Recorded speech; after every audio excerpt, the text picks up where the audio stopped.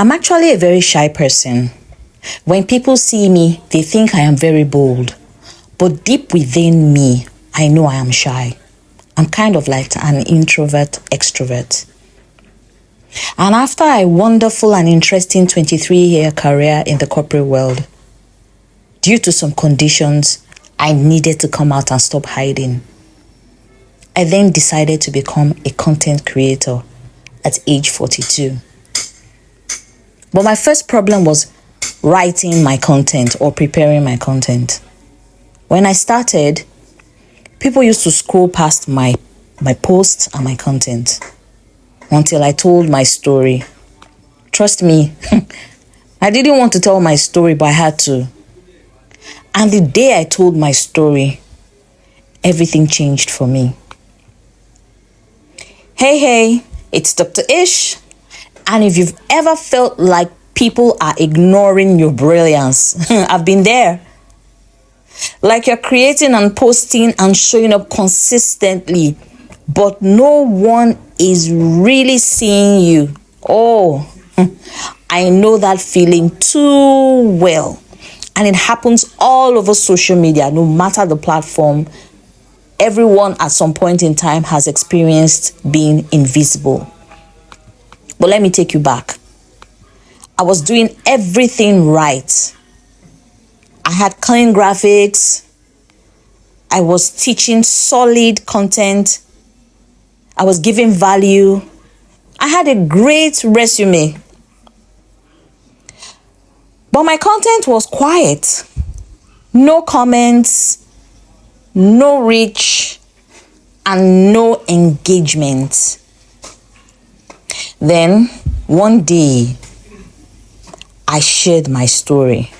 I don't like bringing things about myself that I feel should be private out in the public, so I wasn't sure what to share exactly. But I made an attempt one day. I damned the consequences and said, well, better to try than to regret. So I shared my story. Not a filtered version. I mean the real one. And guess what? I became unforgettable. It looked like I became a success overnight. Nah. It didn't happen that way. I just simply shared my story. Nothing mega, nothing big. Just my story. Raw, straight to the point, and straight from the heart. So let's talk about how storytelling turned my personal brand from invisible to irresistible, and how it can do the same for you. It's just simple strategy. It took me a while to figure it out, and that's why I'm sharing it with you today, so you won't have to stress yourself so much. So let's dive in. Stories build connection, not just content. We live in a scroll-heavy world. And what makes people stop? It's not statistics. It's not fancy frameworks.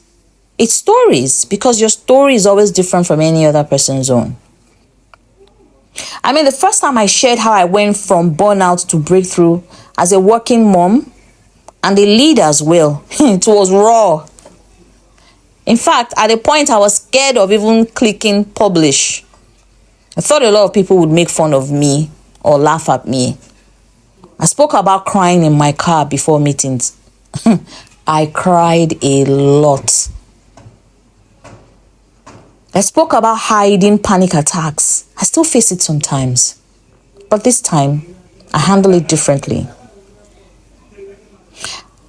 I broke it down about how I used to hide my panic attacks behind my professionalism.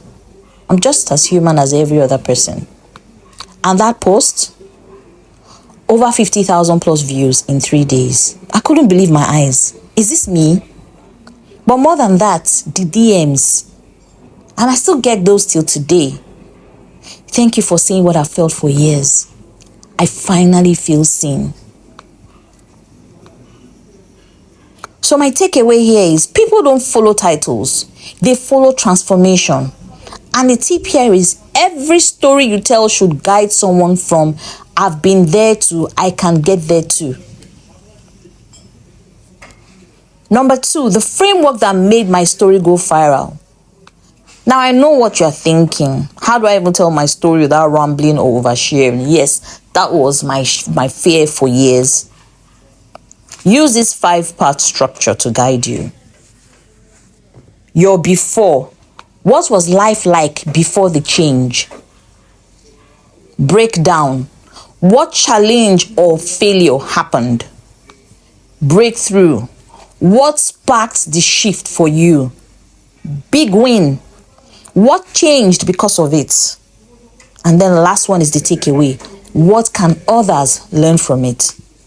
I once shared how I lost my first major leadership position due to imposter syndrome. I told people how I spiraled, isolated myself, and even considered leaving the industry. But I also shared how I rebuilt through therapy, mentorship, and strategy. And I ended with, leadership isn't power, it's responsibility. That one line, it earned me 20 plus DMs from execs asking to speak. Another thing was relatability over perfection. I've always been a perfectionist and it has drawn me back in so many ways. Don't let it draw you back too. Perfection might look nice, but it doesn't connect. I used to think I had to show up put together all the time. Suits, posture, polished phrases. But the moment I started sharing the messy middle, the lessons from mistakes, the times I lost money time and time again, the times I doubted everything, engagement tripled because people started to see me as a human being. I posted once about launching a product that flopped.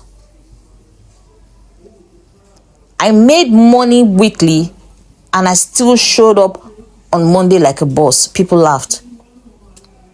Related. They shared it like wildfire. The truth is, people want leaders who have bled, not just boasted. Don't just share what happened, share what you felt. Emotions are glue. They stick your story in people's minds. I once told the story about sitting in my car, staring at the steering wheel after losing a deal I worked 6 months on. I wasn't just sad, I felt like a fraud. I doubted my gift and I felt hollow. That post didn't just inform, it created trust. So here's the tip. Ask what emotion drove me in that moment. And that's what your audience needs to feel. Your story isn't too much. It's someone else's lifeline. If you've been hiding behind facts and tips, today is the day you need to lead with story. Not to impress, but to connect, to lead, and to transform. Comment story power below if you're ready to tell your story. And hey, subscribe to Smart Money with Dr. Ish for more voiceovers that grow your income and your influence. Thank you so much for sticking with me this far. And I hope you're able to learn something today. See you in class.